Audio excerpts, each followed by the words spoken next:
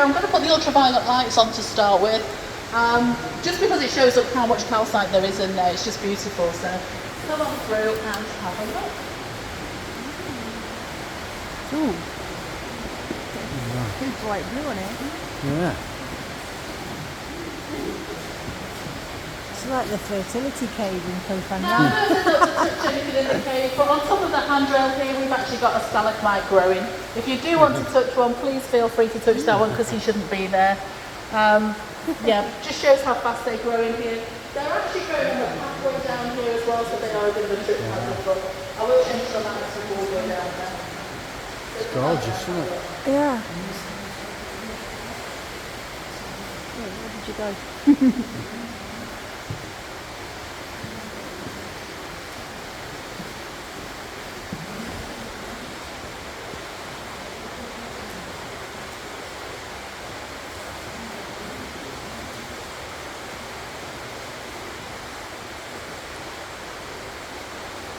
Now you can see there's a lot more calcite in here than the rest of the cave. It's all the white there that glows under the UV.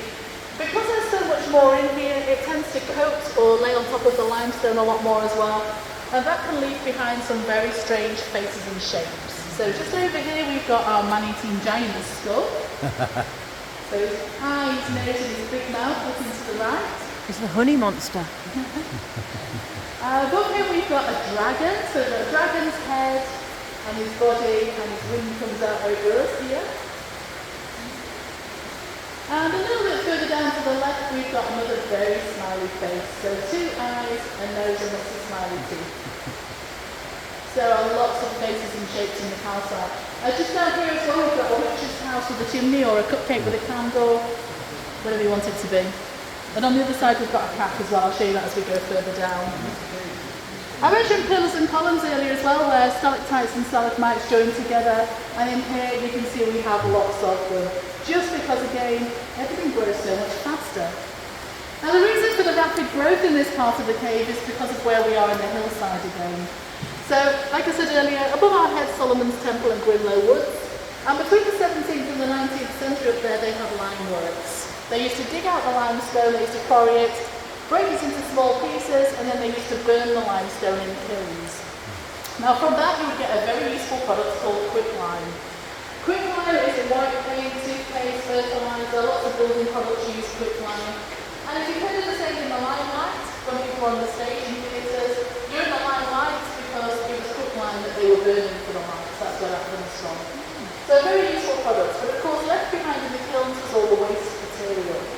This was nearly 200 years worth of waste, tons and tons of waste, and the waste was lime ash. That's a mixture of wood ash from burning wood and lime. Completely useless to them, but they had to get rid of it. They decided their easiest and certainly the cheapest way of disposing of the waste was to dump it where it was. All of that lime ash has been dumped above our heads in Grimlow Woods. That lime ash waste is a concentrated source of calcite, so of course that now means the rainwater passes through the waste. The calcite crystals from it are being brought down in here. That's why everything grows so much faster. Now on top of that, in the 19th century when the limeworks closed, the local people actually complained because they left such an eyesore behind, it was such a mess. They weren't happy. That's when they planted the trees on top, which is now Grimlow Woods. Now the trees have got more mature, the roots are coming down further, those roots are being more calcite, so it's adding to it even more. So as beautiful as it is, this part of the cave, it's being affected by what we dumped above it. Just change the lightsaber. Now the other unique part about this cave as well is these stalagmites, because this part of the cave is known as the coat-shaped chamber, just because of the orange colour on top of the stalagmites. So when they're very small, they look a little bit like coat shapes. At the moment, the orange colour is a complete mystery to us. We don't know why they're going orange. We thought originally it was going to be iron oxide or rust, because it is a mineral that's in here. But the tests have come back negative. Now, we believe it's going to be some sort of bacteria that's getting into the crystals and making them turn orange, but so far, like I say, everything has come back negative. Now, I believe there's one other cave in the world, one in America, where they have the same thing happening, and they don't know what causes those yet either. Now, we do school tours here. 7-year-olds are my favourites. They're doing rocks and minerals and Stone Age, so it's perfect for them to visit us. I always ask the children what they think the orange could be, and I've got a favourite. I tell everybody this one because it's just brilliant. A little boy said that this man-eating giant here, he's obviously been using these as cotton buds to clean his ears out. Oh gosh. 7-year-old, I thought that was great. And the little ridges going around the outside of the stalagmites, they're annual rainfall rings. So these are actually being used to predict climate change from that, so we get another ring added each year. And if you were to slice one of these from top to bottom, straight down the centre there, you'd be able to count the rings in there just like on a tree trunk to see how old it was. And we always say that the cave is completely safe. Nothing is likely to fall on your heads in here because the cave is natural. There's no loose bits of rock in here anywhere. And stalactites don't fall off, they're solid. So they don't fall off, they just cling to the ceiling. That is apart from the ones in here, which do tend to fall off occasionally. They look quite sharp and pointy, like they would do some damage, but they wouldn't. These are very, very fragile because these are actually hollow. They're straw stalactites, so they're just like a drinking straw, and they weigh about the same as a drinking straw as well. So although they fall off, when we find them on the pathway, they're usually lots of tiny pieces. Now these are hollow like a drinking straw because they're formed by a fast drip of water instead of a slow drip of water. And it's faster because it's heavier, and it's heavier just because of all of those crystals of calcite from the waves. It just brings that drip down a lot quicker. So straw stalactites unique to this chamber. They fall off, but they wouldn't harm you. Now, as we make our way down the pathway, do be careful because we have got stalagmites growing on the path. They're a bit of a trick hazard. And as we get to this kind of area, just have a look back because we've got Paul's cat just here as well.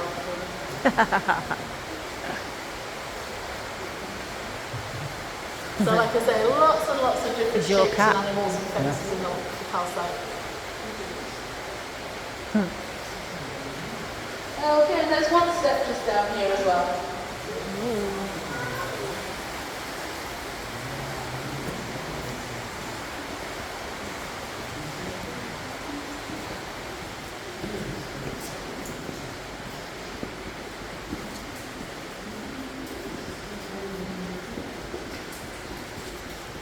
Yeah, just watch out for the step there.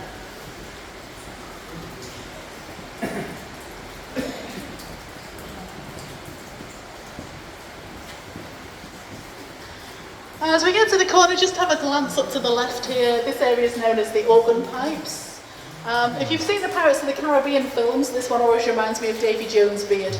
I love the colour of that one. So it's calcite crystals again, just stained by iron oxide to make it orange. It's got a face on it as well, isn't it? Yeah. Cool, that. Yeah, I like that one.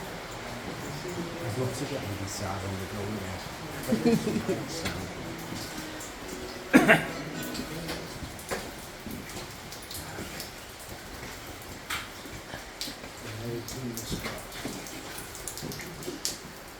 Okay, I'll just put the lights on and I'll come back to you. That big bit. It's a bit quieter down this side, isn't it? Now, if we'd have been down here in Victorian times, this is actually where the tours used to end, and that's because all of this area here, it used to be filled in with pillars or columns.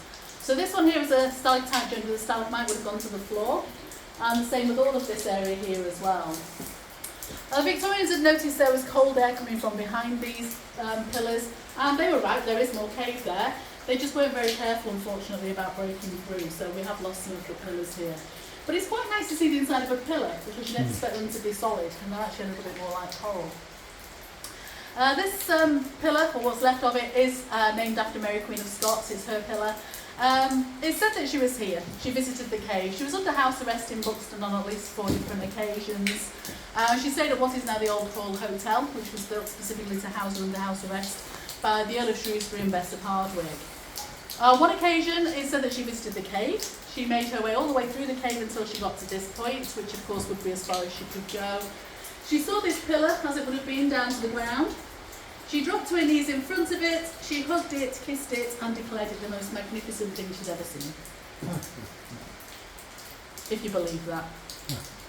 I'm not sure myself. I think it's probably a very good Victorian tale to get the tourists in. She probably did visit the cave because back then there was a museum out the side there, there was formal gardens, bandstand, everything else. So she probably did visit the cave here, but I'm not convinced she would have scrambled through that entrance on her hands and knees to get here and walked up the river. I'm not sure. I think once you've told people that royalty has visited somewhere, then everybody wants to go there, don't they? So I think it's probably a Victorian tale to get the tourists in, but one of those things that we'll never know, unfortunately. But it is named in her honour. It's Mary Queen of Scots. We do have some animals living in the cave as well. What kind of animal do you think we might have in a cave? Think? Bats. We have bats in here. Now, if you don't like bats, don't worry because the bats don't like us. They tend to keep well away out of our way. And at this time of year, of course, they're hibernating as well, so we're not seeing them quite as much. We do still see them in the winter time because bats torpor, which means that they don't sleep solid. Every now and then they have a day off hibernation, fly about, have some food, and then they sleep again. So perfect, really, isn't it? Come back as a bat.